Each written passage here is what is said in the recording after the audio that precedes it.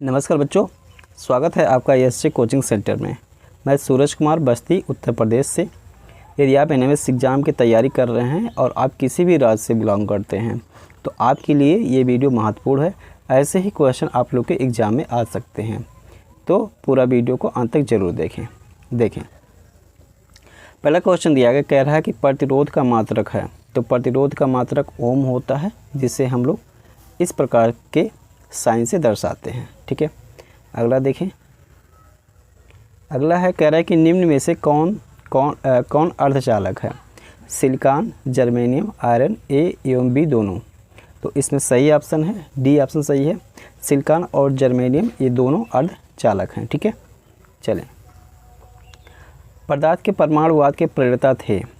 तो पदार्थ के परमाणुवाद के प्रेरता डाल्टन थे। क्वेश्चन देखो, किसी पदार्थ का वह सूक्ष्मतम कण जिसका विभाजन नहीं हो सकता है कहलाता है, तो वो कहलाता है परमाणु। ठीक है, जॉन डाल्टन के अनुसार परमाणु इलेक्ट्रॉन, प्रोटॉन तथा न्यूट्रॉन से मिलकर बने होते हैं।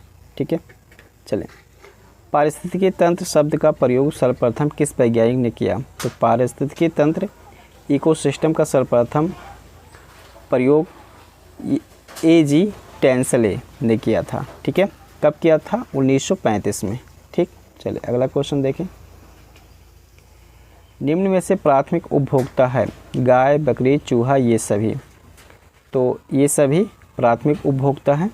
प्राथमिक उपभोक्ता शाकाहारी होते हैं और जो सीधे हरे पौधे पर निर्भर रहते हैं। ठीक है, तो ये चीज़ें हो जाएगा। अगला देखें, निम्न में से किस पदार्थ की विशिष्ट ऊष्मा सबसे अधिक होती है। तो विशिष्ट ऊष्मा सबसे अधिक होती है पानी की। ठीक है, पानी की विशिष्ट ऊष्मा अन्य समान पदार्थों जैसे बर्फ़, बालू और लोहे की तुलना में सर्वाधिक होती है। ठीक है, ये हो जाएगा। न्यूनतम संभव ताप है। तो सबसे न्यूनतम संभव ताप -273 डिग्री सेल्सियस है। ठीक है, अगर इसको केल्विन में लिखने जाएंगे तो 0 केल्विन होता है। ठीक है, 0 केल्विन। चले, भूमि के संरक्षण के लिए निम्न में से कौन सी विधि अपनाई जानी चाहिए। तो भूमि के संरक्षण के लिए ये कंटूर खेती भी अपनाई जाती है, वनीकरण भी अपनाई जाती है, पट्टीदार भी, अर्थात ये यहाँ पर हो जाएगा ये सभी। ठीक है, चलिए नेक्स्ट क्वेश्चन देखिए। उबलते जल की अपेक्षा भाप से जलने पर अधिक कष्ट होता है, क्योंकि जल की अपेक्षा भाप की गुप्त ऊष्मा कम होती है, अधिक होती है, एक समान होती है, नहीं होती है। तो उबलते जल की अपेक्षा भाप से जलने पर अधिक कष्ट होता है। इसके पीछे कारण ये है कि जो जल की अपेक्षा भाप की जो गुप्त ऊष्मा होती है वो अधिक होती है। ठीक है, चलें अगला क्वेश्चन देखिए। सूर्य से पृथ्वी पर ऊष्मा का संचरण किस विधि के द्वारा होता है।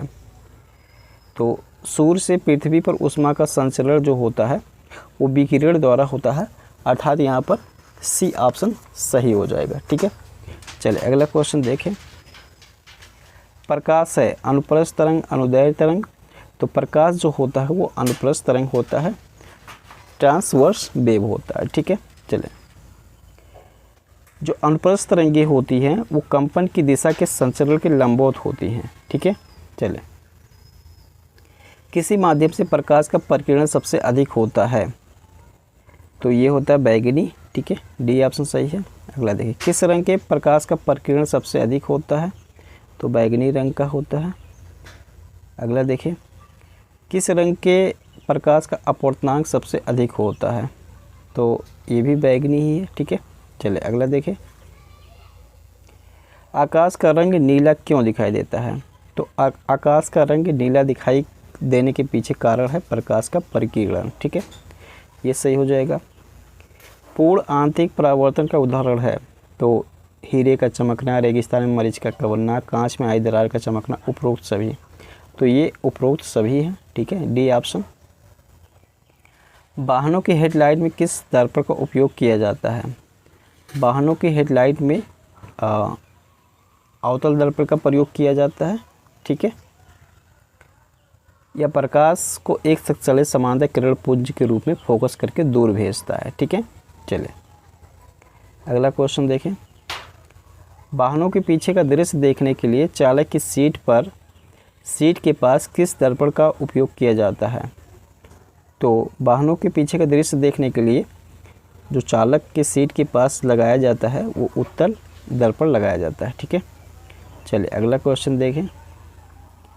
गर्मियों में लोलक की लंबाई बढ़ जाने पर उसका आवर्तकाल, तो गर्मियों में लंबाई की लोलक बढ़ जाने पर उसका आवर्तकाल बढ़ जाता है। ठीक है, क्योंकि लोलक का आवर्तकाल t ये अनुक्रमानुपाती होता है लंबाई के वर्गमूल के। ठीक है, चलिए अगला देखें।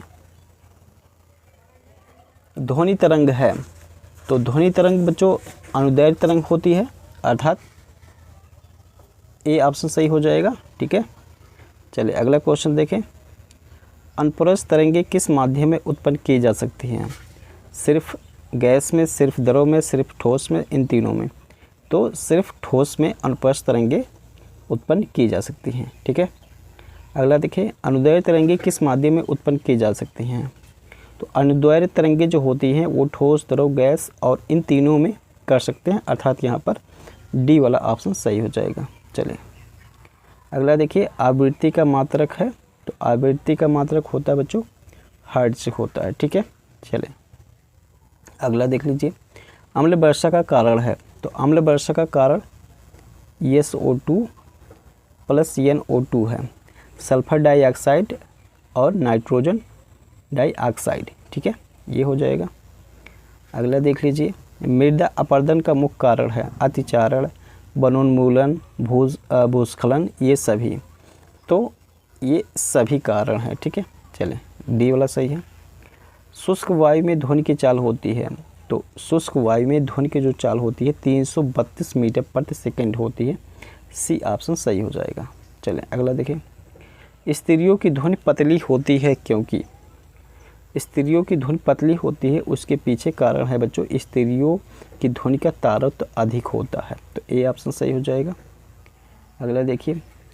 स्पष्ट प्रतिध्वनि सुनने के लिए श्रोता एवं परावर्तक के बीच की दूरी होनी चाहिए, तो स्पष्ट प्रतिध्वनि सुनने के लिए, इको सुनने के लिए क्या होता है कि 17 मीटर की दूरी कम से कम होनी चाहिए। ठीक है, तो बी ऑप्शन सही है। निम्न में से किस विद्युत चुंबकीय तरंग की वेधन क्षमता सर्वाधिक होती है? तो गामा किरणें जो होती हैं इनकी वेधन क्षमता सर्वाधिक होती है, ये सही हो जाएगा। अगला देखिए। किस तापमान पर सेंटीग्रेड एवं फ़ारेनहाइट तापमापियों के मान समान होते हैं? तो ये होता है बच्चों -40 डिग्री सेल्सियस पर। इसे आप लोग C/5 F-32/9 के सूत्र से निकाल सकते हैं। ठीक है, चले। ऊष्मा का एसआई मात्रक क्या है? तो ऊष्मा का एसआई मात्रक जूल है, सी ऑप्शन सही हो जाएगा। अगला देखिए। निम्न में से कौन सी वायु प्रदूषण नहीं करती है? तो ऐसे तो ये सभी लोग कुछ ना कुछ वायु प्रदूषण करते हैं, तो इनमें से कोई नहीं हो जाएगा, लेकिन सबसे कम मात्रा में CNG जो होती है वो वायु प्रदूषण नहीं करती है, लेकिन कुछ ना कुछ करती है, तो इसलिए यहाँ पर हम डी वाला ऑप्शन लगाएंगे। ठीक है, चले तो मिलता हूँ किसी दूसरे वीडियो में, तब तक पूरा वीडियो को देखने के लिए बहुत बहुत धन्यवाद।